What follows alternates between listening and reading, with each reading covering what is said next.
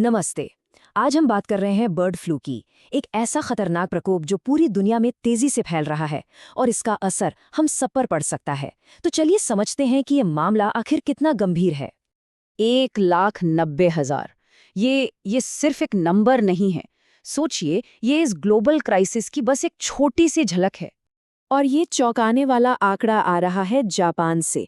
वहां होकाइडो के एक फार्म पर हाईली पैथोजेनिक एवियन इन्फ्लुएंजा यानी HPI फैल गया और इसके बाद इतनी सारी मुर्गियों को मारने का फैसला लेना पड़ा।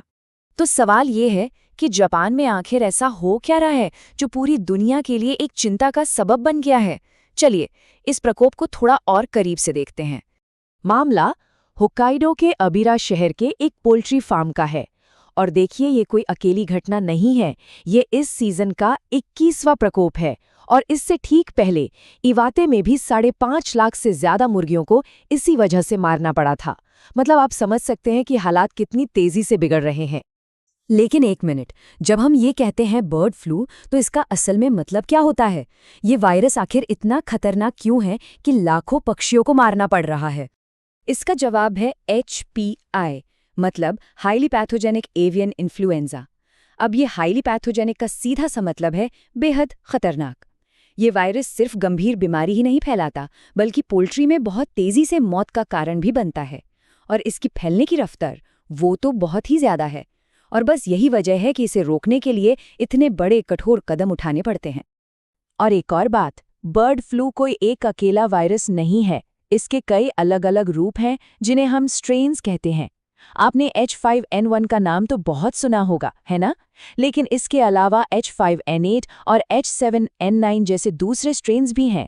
और हर स्ट्रेन का बर्ताव थोड़ा अलग होता है, जिससे इसे ट्रैक करना और काबू में लाना और भी ज़्यादा मुश्किल हो जाता है। तो ये तो हुई जापान की बात, लेकिन ये समस्या सिर्फ जापान तक ही सीमित नहीं है। ये आग सच कहूं तो पूरी दुनिया में फैल रही है। कई देश इसकी चपेट में आ चुके हैं। चलिए देखते हैं। और इस ग्लोबल पिक्चर में भारत भी एक हॉटस्पॉट बना हुआ है। अपने यहाँ H5N1 स्ट्रेन ने खास तौर पर कहर मचाया है। चेन्नई में 1500 से ज्यादा कौवों की मौत हो गई। और सिर्फ वही नहीं, तमिलनाडु, आंध्र प्रदेश, केरल से लेकर बिहार तक कई राज्यों के पोल्ट्री फार्म्स में इसका प्रकोप देखने को मिला है।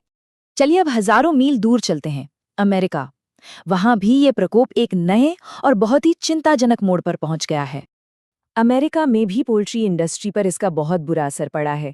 लेकिन वहां एक ऐसी बात हुई है जो बेहद चौंकाने वाली और डराने वाली है। हुआ ये है कि वायरस अब सिर्फ पक्षियों तक सीमित नहीं रहा। पहली बार ये समुद्री जीवों में भी फैल गया है। जी हाँ, खासतौर पर नॉर्दर्न एलिफेंट सील्स में। ये एक बहुत बड़ा अलार्म है, क्योंकि ये दिखाता है कि वायरस अब नई प्रजातियों को भी अपना शिकार बना रहा है। अब इस बढ़ते हुए ग्लोबल खतरे को देखते हुए दक्षिण कोरिया जैसे देश भी इससे निपटने के लिए काफी कड़े कदम उठा रहे हैं। वहां इस सीजन में अब तक 51 मामले सामने आ चुके हैं। इसके बाद अधिकारियों ने फौरन एक्शन लिया। फार्मों तक लोगों की पहुंच रोक दी गई है और वायरस को फैलने से रोकने के लिए जांच और बाकी प्रक्रियाएं तेजी से चल रही हैं। तो जापान, भारत, अमेरिका, कोरिया, इन सब खबरों के बीच जाहिर है सबसे बड़ा सवाल मन में यही आता है, क्या ये खतरा इंसानों तक भी पहुंच सकता है? मतलब पक्षियों और अब तो समुद्री जीवों के बाद क्या अगला नंबर हमारा है? हम लोगों के लिए इसका रिस्क आखिर कितना बड़ा है? देखिए, राहत की बात यह है कि फिलहाल इंसानों में इसका इन्फेक्शन बहुत ही रेयर है। WHO यानी वर्ल्ड हेल्थ ऑर्गेनाइजेशन के आंकड़ों को देखें तो 2003 से लेकर अब तक पूरी दुनिया में सिर्फ 994 मामलों की ही पुष्टि हुई है। वर्ल्ड हेल्थ ऑर्गेनाइजेशन का ये भी कहना है कि ये वायरस एक इंसान से दूसरे इंसान में आसानी से नहीं फैलता। अब तक ऐसा कोई सबूत नहीं मिला है जिससे ये कहा जा सके कि ये इंसानों के बीच लगातार फैल रहा है। तो इन सभी घटनाओं को जब हम एक साथ रखकर देखते हैं तो हमारे सामने क्या तस्वीर उभरती है? इस ग्लोबल संकट का असली मतलब क्या है? तो कुल मिलाकर बात यह है कि बर्ड फ्लू सिर्फ पोल्ट्री इंडस्ट्री के लिए ही नहीं, बल्कि हमारे पूरे इकोसिस्टम के लिए एक लगातार बना रहने वाला खतरा है। ये वाइल्ड लाइफ को भी अपनी चपेट में ले रहा है और जैसा हमने देखा, अब तो समुद्री जीवों तक भी पहुंच गया है। जाहिर है, इससे निपटने के लिए एक कांस्टेंट ग्लोबल मॉनिटरिंग की जरूरत है।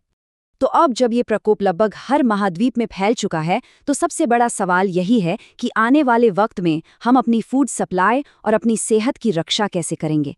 ये एक बहुत बड़ी चुनौती है और इसका सामना पूरी दुनिया को मिलकर ही करना होगा।